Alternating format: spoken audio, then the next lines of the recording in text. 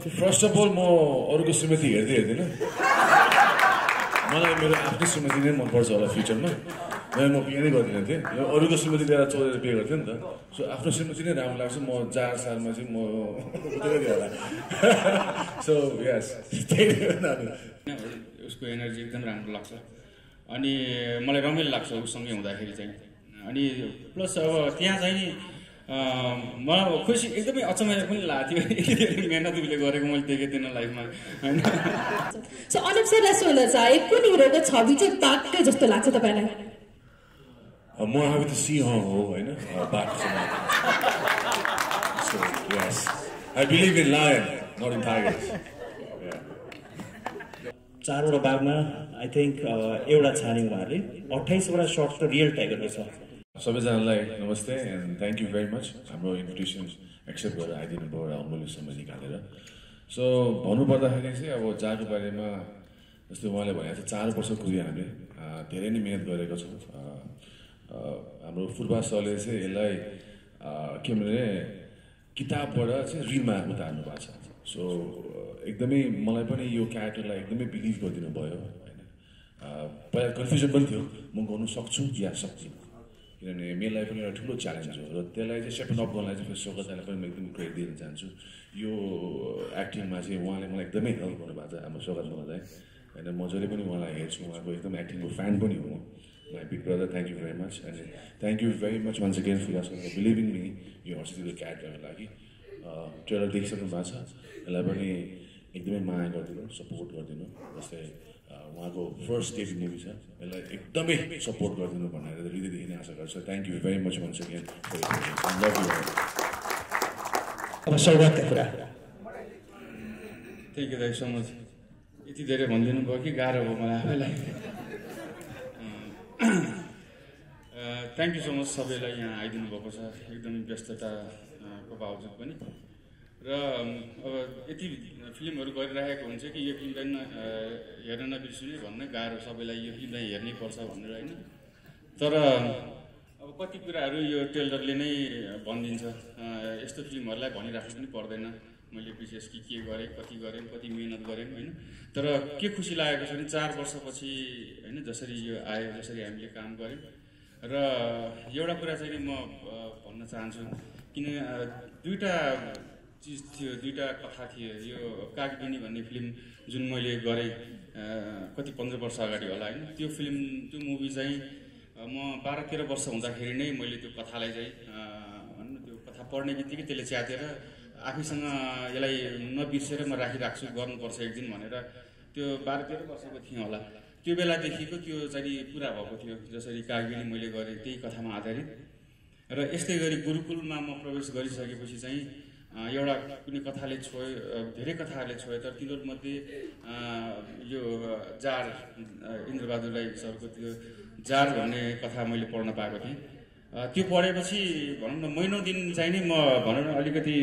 सोच्न बाध्य भएको थिएँ कि यस्तो परिस्थिति मलाई परेको भए मैले के गर्थेँ होला भनेर म अब हाम्रो कामै त्यही हुन्थ्यो कि केही चिज राम्रो पाउने बित्तिकै त्यसभित्र एकछिन आफू बसौँ अनि यो पात्रमा गर्दाखेरि चाहिँ जहिले पनि म अब त्यो बेला त केही फिल्मको केही सम्भावनाहरू थिएन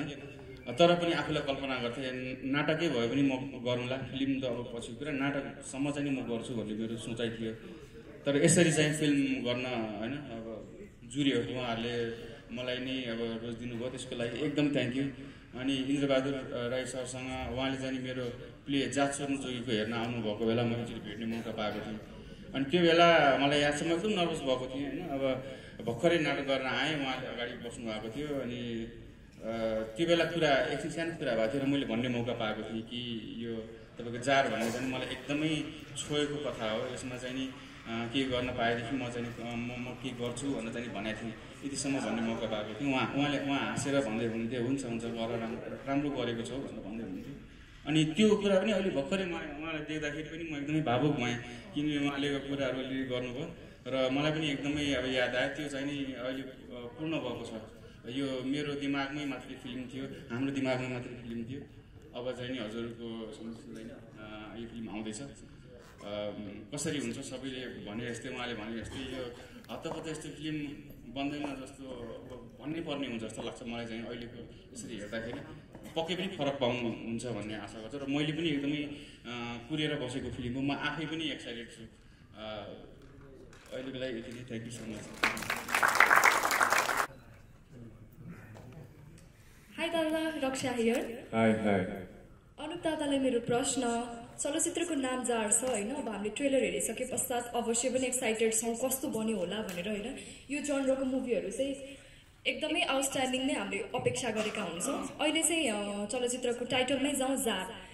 इफ रियल लाइफमा चाहिँ तपाईँलाई कोहीसँग प्रेम बस्यो अनि जारी नै तिरेर जार नै बनेर लिएर आउनु पर्यो भने चाहिँ त्यो हदसम्म पुग्नुहुन्छ कि नै होला?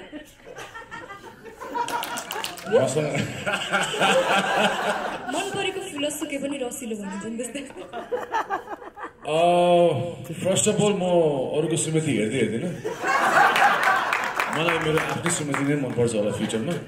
म बिहे नै गर्दिनँ थिएँ, अरूको श्रीमती लिएर चोरेर बिहे गर्थेँ नि त। सो आफ्नो श्रीमती नै राम्रो लाग्छ। म जार सालमा चाहिँ म उतै होला। सो यस, रिलमा मात्रै जस्ट इन रिल सर। रिलमा चाहिँ प्रश्न सौगात दादा, यो कुरामा खासै दिमाग लगाइ नराखौँ होला। मैले जे भनेको त्यही नै सही आएन दिमागमा। नमस्ते, मेरो नाम चाहिँ रिना मोक्तान हो। मेरो प्रश्न चाहिँ निर्देशकलाई, यो फिल्म प्रदर्शनको टाइम चाहिँ दुईवटा फिल्म एउटै टाइममा आउँदै रहेछ। अनि त्यस्तो हुँदाखेरि चाहिँ क्युएफएक्सले सो वितरणमा चाहिँ कुनैलाई बढी कुनैलाई थोरै या के गर्ने खालको हुन्छ नि त। सो त्यही बेलामा पनि बलिउडहरू आइदियो हलिउड आइदियो भन्ने समस्या हुन्छ। यो डेट चाहिँ तपाईँहरूले के सोचेर कसरी एउटै मितिमा गर्नुभयो? छुट्टा छुट्टै समयमा आउनुभएको भए दुवैजनालाई सोमा तनाव हुन्थेन होला, प्रतिस्पर्धा हुन्थेन होला नि त। प्रश्नको लागि धन्यवाद छ। अब कुरा चाहिँ के भएको छ भन्दा जुन प्रकारले मैले भने नि 4 वर्ष लाग्यो बनाउन भन्दा अहिलेसम्म पनि कामै भइरहेको थियो होइन। त्यही कारणले अब जब हामी आयौँ डेट्स त हाम्रो निकै अलग अरू पनि डेट्सहरू थियो बुझ्नु नि। 25 अप्रिलको पनि थियो, त्योभन्दा अगाडि फेब्रुअरीमा पनि थियो हुन्छ नि। अनि खासै हामीलाई त थाहा पनि थिएन, मलाई चाहिँ थाहै थिएन है। अनि तर पछि अहिले र पनि त्यसपट्टि नलागौँ म के लाग्छ भने चाहिँ अब तपाईँको प्रश्नको कसरी उत्तर दिने भनेर भन्दाखेरि चाहिँ मैले उनको स्वेटरको टिजर पनि हेरेको छु, गीत पनि हेरेको छु होइन। अनि एकदमै राम्रो फिल्म बनाएको छ है, त्यतिमै मैले बुझिहाल्छ। र मलाई लाग्छ हामी सबै दर्शकहरू काफी छ जस्तो लाग्छ मार्केटको लागि पनि, दुवैवटा फिल्मको लागि सबैजनाले सपोर्ट गर्नुभयो भने। र हामी जसरी आज यहाँ पनि आउनु भएको छ होइन, यता उनको शरीरको टोलीबाट पनि आउनु भएको छ, उहाँलाई पनि हाम्रोबाट एकदमै बेस्ट विसेस होइन, सपोर्ट। अनि हामी पनि त्यही उपेक्षा गर्छौँ त्यताबाट पनि होइन। अनि मिलेर अब दाजुभाइ भएर नि हामी गर्ने हो, अब त्यही हो है। Thank you. नमस्ते, म दिपक सापकोटा, कान्तिपुर दैनिकमा काम गर्छु। जारको ट्रेलर हेरेपछि मलाई तपाईँहरूलाई शुभकामना दिन मन लाग्यो, एकदम सुन्दर लाग्यो। र एउटा कुरा सौगात मल्लज्यूले भने जस्तै म पनि यो इन्द्रबहादुर राईको यो कथाको फ्यान हो। यो कथा मैले पटक पटक पढेको छु र असाध्यै मनपर्ने प्रिय कथा हो मेरो यो। डाइरेक्टरज्यूलाई एउटा प्रश्न के छ भने यो कथा जुन छ त्यसलाई तपाईँले कथा जस्ताको तस्तै फिल्ममा प्रयोग गर्नुभयो कि त्यसमा कल्पनाशीलता पनि केही मिसाउनु भयो र त्यसको त्यो सेटिङमा केही समस्या भएको भयो डिजाइनिङमा? हस्, thank you. Thank you for यो क्वेसन। यो क्वेसन पनि मलाई मन पर्यो किनभने मैले चाहिँ फिल्म एडप्टेसन भन्छ होइन अनि बेस्ड अन भन्ने कुरा दुईवटा भिन्नै कुराहरू हुन्छ होइन। र मैले एडप्टेसन पनि गरि नै रहेको छु कारण मेरो सर्ट फिल्महरू प्रायः फिल्म एडप्टेसन म पनि सिक्दै नै छु अहिले पनि। र सिक्दै जाँदाखेरि के हुँदो रहेछ भन्दाखेरि चाहिँ कथा जुन हामी पढ्छौँ नि त्यसमा चाहिँ हामी कल्पना गर्छौँ कि है, there is a thing called suspension of disbelief भन्ने। And when we are filming it त्यसलाई फेरि हामीले एभ्री डिटेल दिनुपर्छ कि। र त्यसमा पनि जस्तै डायलग्स पनि अब कसैले डायलग लेखेको छ भने सायद हुनसक्छ नट इन्द्रबहादुर राई सरको कथामा, तर अरू राइटरको कथामा के हुनसक्छ भने एउटा भनौँ एउटा गाउँका मान्छे जसले पढेकै छैन, एक अक्षर पढेकै छैन, त्यसमा हुनसक्छ कथाकारको आवाज आउनसक्छ कि कसरी उसको बोल्ने तरिका यो सब। तर त्यो गाउँका त्यो अब एउटा किसान भनौँ होइन जो पढेको छैन भनौँ होइन ऊ त त्यसरी बोल्दैन नि त साहित्यकार जस्तो बोल्दैन नि त त्यति बेला चाहिँ मैले पनि त्यही रियलाइज गरेँ कि ओके हामीले एडजस्ट गर्नु पर्दो रहेछ भनेर र त्यसै कारणले चाहिँ अब यो सरको कथामा चाहिँ हामीले पनि के लाग्यो भन्दाखेरि चाहिँ दर्शकलाई बुझाउनलाई प्र्याक्टिकलिटी पनि देखाउन लागि चाहिँ एक दुईवटा कुरा हामीले थपेका छौँ थ्याङ्क यू ओके म सौगात सरलाई सोध्न चाहन्छु जस्तो कि अनुप सरले भन्नुभयो म फ्यान नै हो मैले धेरै कुरा सिकेँ यो फिल्मको लागि पनि भन्ने कुरा गर्नुभयो सौगात सर चाहिँ अनुप सरको कुन कुराबाट अलिक प्रभावित हुनुहुन्छ मलाई उसको एनर्जी एकदमै मनपर्छ है सबैभन्दा पहिला कुरा चाहिँ नि होइन उसको एनर्जी एकदम राम्रो लाग्छ अनि मलाई रमाइलो लाग्छ उसँगै हुँदाखेरि चाहिँ अनि प्लस अब त्यहाँ चाहिँ नि मलाई खुसी एकदमै अचम्म पनि लाग्थ्यो यति मेहनत उसले गरेको मैले देखेको थिएन लाइफमा होइन यसैले म तपाईँहरूलाई पक्का भन्छु है होइन यो फर्स्ट फिल्म तपाईँले हेर्दै हुनुहुन्छ कि उसले यति धेरै मेहनत गरेको छ यति धेरै मेहनत गरेको छ रातभरि म सँगै एउटा कोठामा त्यो त्यसरी हामी सुनिरहेको हुन्थ्यो उसको आवाज उसले बोलिरहेको छ पटपट बोलिरहेको हुन्छ अनि त्यसपछि मलाई पनि खुसी लाग्थ्यो होइन अनि त्यो कुरा पक्कै पनि तपाईँहरूले यो फिल्ममा उसको अगाडिको फिल्म हेर्नुभएको छ र यो फिल्म हेर्नुभएको छ भने जहाँसम्म लाग्छ तपाईँहरूलाई थाहा हुन्छ कि अलिकति मैले भनेको ठिक हो कि उसले यति धेरै मेहनत गरेको छ यो उसको लागि अनि अब मेरो लागि अब मेहनत गर्ने मान्छे जहिले पनि होइन त्यो आफू पनि त्यो नगरिकन हुँदैन भन्ने थाहा पाइसकेको मान्छेले होइन त्यो चाहिँ नि गरिरहेको देख्दाखेरि चाहिँ मलाई खुसी लागेको थियो त्यही कुरा हो जस्तो लाग्छ एनर्जी एकदम राम्रो छ उसको होइन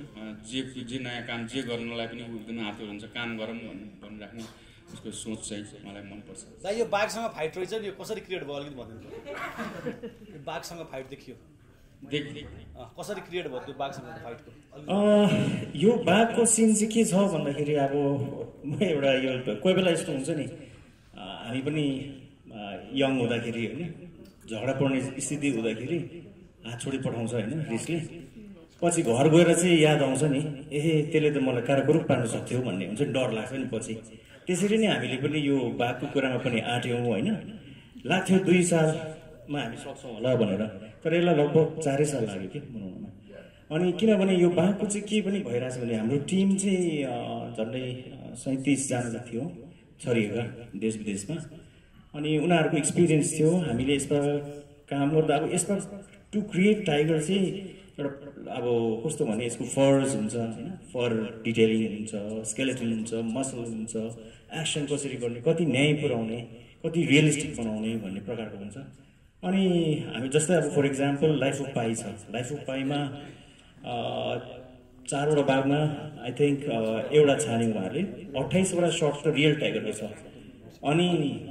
त्यसबाहेक अब फरको कुरा के डिटेलिङहरू त्यो म्याच गर्नु पर्दाखेरि उनीहरूको धेरै क्रू थियो धेरै लगानी पनि थियो सबै कुरो हुँदाखेरि